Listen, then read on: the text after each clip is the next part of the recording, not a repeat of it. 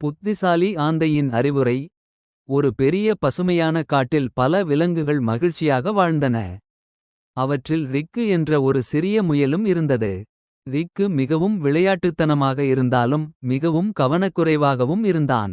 யாருடைய அறிவுரையையும் அவன் கேட்க மாட்டான். ஒரு நாள் ஆற்றங்கரையில் விளையாடிக் கொண்டிருந்தபோது ஒரு செடியிலிருந்து தொங்கிக் கொண்டிருந்த சிவப்பு நிற மின்னும் பழத்தை ரிக்கு பார்த்தான். அது மிகவும் ருசியாக இருக்கும் போல தோன்றியது. நான் இதை சாப்பிடப் போகிறேன் என்று ரிக்கு மகிழ்ச்சியாக சொன்னான்.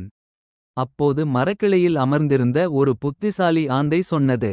ரிக்கு, ஒரு நிமிடம். அழகாக இருக்கும் எல்லா பழங்களும் சாப்பிட பாதுகாப்பானவை அல்ல. கவனமாக இரு.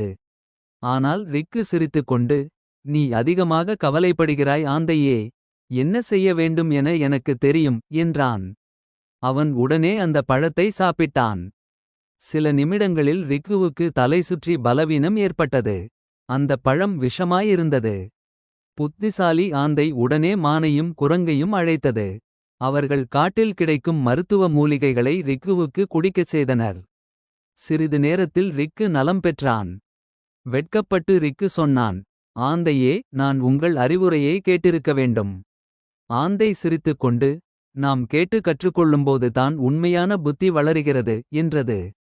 அந்த நாள் முதல் ரிக்கு நல்ல அறிவுரைகளை கவனமாக கேட்கத் தொடங்கினான். கதையின் நெறி.